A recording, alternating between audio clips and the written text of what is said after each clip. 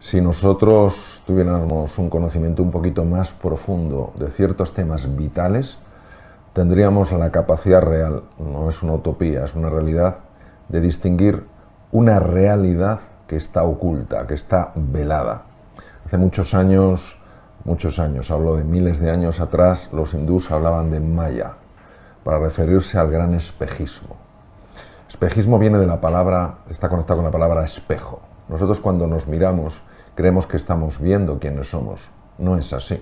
Estamos viendo quienes creemos que somos y en base a eso actuamos. Cuando nosotros trascendemos, vamos más allá de este espejo, más allá de Maya, nos encontramos con una realidad que es realmente hermosa. Es la realidad que define nuestra esencia, nuestro verdadero ser, nuestra naturaleza. Entonces vivimos atrapados por ese espejismo. Cuando una persona es más consciente de su verdadera dimensión, de su excepcional grandeza, inevitablemente empieza a irradiar algo. Y ese irradiar produce un impacto a nivel muy profundo en otras personas, que es la base de la transformación. Entonces, a mí cuando me preguntan cuál es la diferencia entre un cambio y una transformación, para mí una transformación es un cambio muy especial. ¿Por qué especial? Porque es un cambio radical. ¿Qué quiere decir radical? En la raíz. Si tú no llegas a la raíz, no puedes hacer una transformación. Entonces, todo lo que realmente en esta conversación puede ayudar a las personas que están, como muy bien dices tú, con nosotros explorando estos temas, todo lo que les pueda ayudar es que para nosotros es una maravilla, porque en el fondo todos somos peregrinos en este camino apasionante y a la vez lleno de dificultades, de obstáculos, desafíos que es la vida, ¿no? Y nos podemos ayudar mucho unos a otros. Bueno, sobre todo si tenemos la voluntad de querer hacerlo, como es un poco la característica de las personas que tienen la oportunidad de darse a sí mismos ese espacio de decir, venga, me voy a permitir, ¿no? Porque a veces creo que si no me falla un poquito los cálculos, las personas no tienen realmente dificultades en adquirir los conocimientos. Quiero decir, los conocimientos muchas veces están a golpe de clic. Sin embargo, lo que realmente dificulta a las personas es la voluntad de querer, el querer darse la oportunidad de cambiar. Hay un autor que se llama Derek Sivers que dice, si más información fuera la solución, todo el mundo sería millonario con abdominales de acero. Y es precisamente, ¿no?, esta voluntad, este cambio de paradigma de decir, venga, voy a querer. Sí, lo que pasa es, estoy muy de acuerdo con lo que dices, lo que pasa es que desde mi punto de vista hay algo antes que el querer, que es el creer que se puede. Si yo realmente, aunque sea a nivel inconsciente, si yo creo que no puedo, nunca podré querer con suficiente fuerza, con suficiente entusiasmo, con suficiente pasión. Entonces lo primero es creer que eso es posible, que es accesible para mí, aunque esté teniendo problemas de salud, problemas económicos, problemas de relaciones, problemas de autoestima, de autoconfianza, etc. Si yo creo que es posible, entonces puedo querer que suceda. Muchas personas quieren algo, pero se están autosaboteando porque no creen que eso sea para ellos. A veces uno no es muy consciente y esto produce una enorme frustración, porque aparentemente quieren, pero a la vez están autosaboteándose, con lo cual nunca lo consiguen. Dicen, no, es que me falta voluntad, es que no sé cuántos. Entonces, es muy fácil quedar atrapado en excusas y en justificaciones.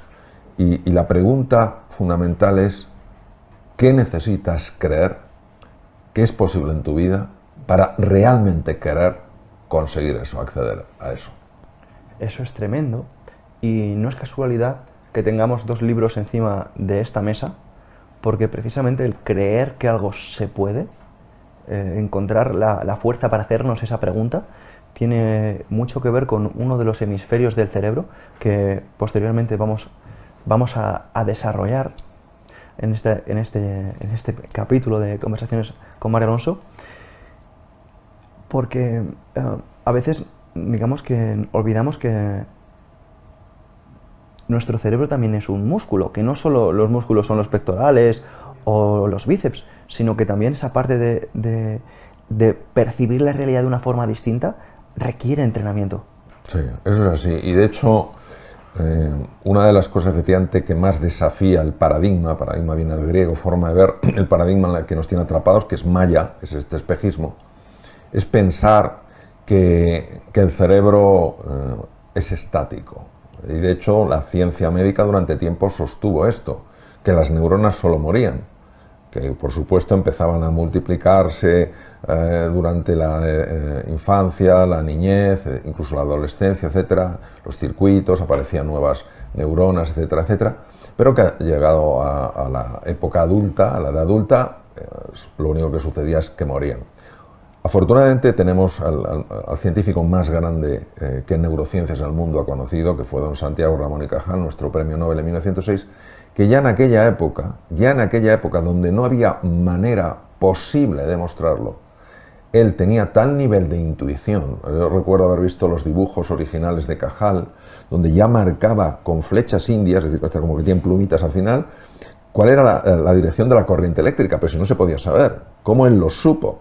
Entonces, este hombre intuyó que la neuroplasticidad, es decir, la formación de nuevas neuronas, nuevas conexiones, era una posibilidad. Y de hecho dijo todo ser humano, dijo todo, no dijo unos pocos, no dijo los rubios, los morenos, los que tienen este cociente intelectual, los que tienen este... No, él dijo todo ser humano, si se lo propone, él hablaba del compromiso, de la perseverancia, si se lo propone, puede ser escultor de su propio cerebro.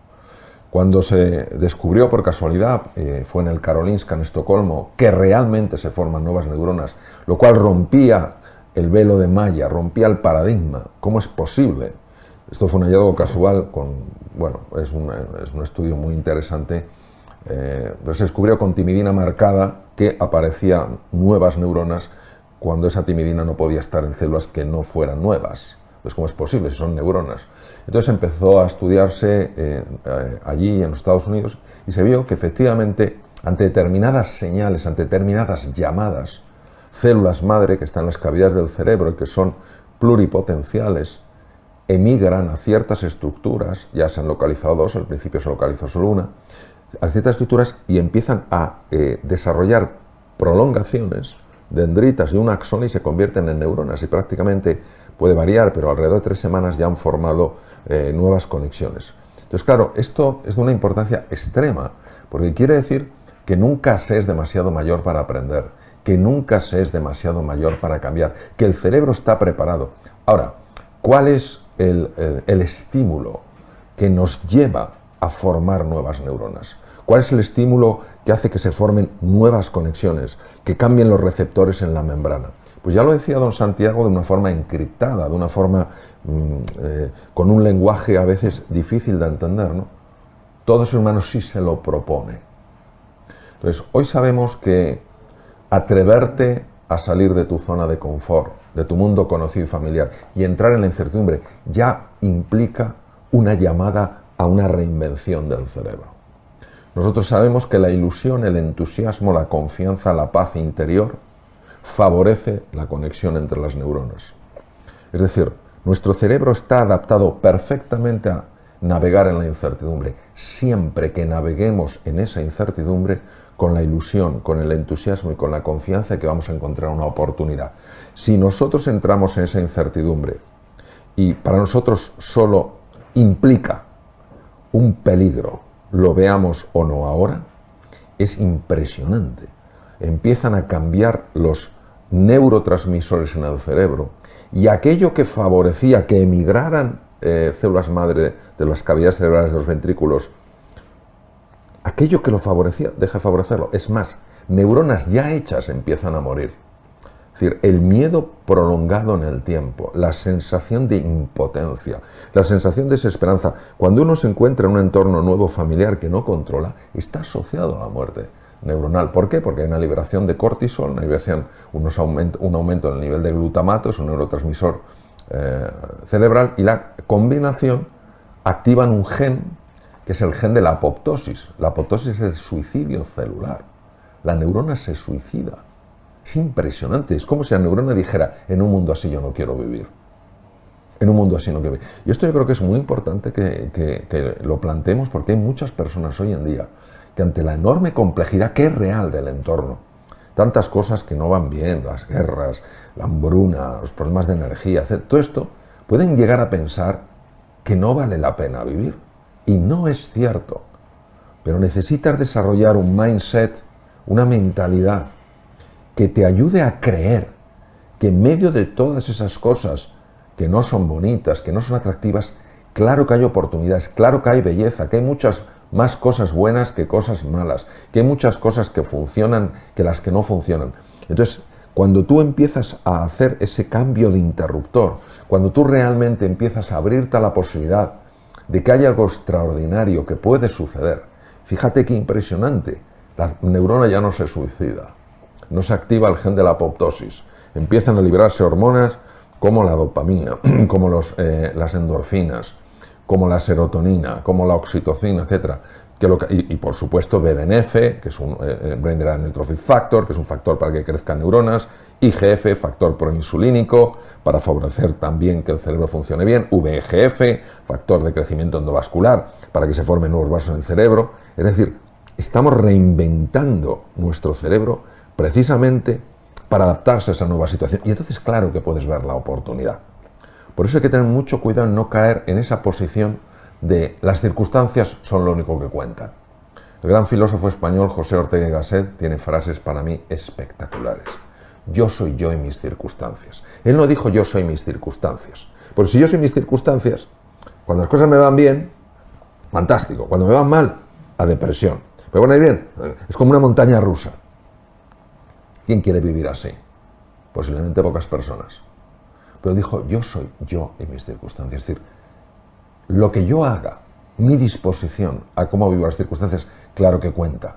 Pero fíjate, él tampoco dijo, yo soy yo, mis circunstancias no cuentan. Eso es propio de la arrogancia, de la soberbia. No, yo no tengo ningún problema, a mí ya me puede venir lo que sea, que voy a ir de cine. No, nosotros tenemos nuestra fragilidad y hay que abrazar esa fragilidad, no intentar esconderla o negarla, porque todos la tenemos, es algo que compartimos. Entonces, yo creo sobre todo mandar un mensaje de ilusión y un mensaje de esperanza. Y eso, si pensamos que necesariamente nos tiene que venir de fuera claro que nos va a ayudar. Oye, si a mí en Navidades me toca la lotería, pues es una ayuda estupenda, claro que sí. Pero pensar que toda nuestra alegría, nuestro entusiasmo, nuestra confianza, nuestra paz interior va a depender del exterior, es aceptar algo que no es real, que es que yo no soy libre para elegir cómo quiero relacionarme con eso que me pasa. Entonces, ojalá eso sea fundamentalmente uno de los mensajes, Pedro, que podamos dejar y que podamos nosotros también vivir.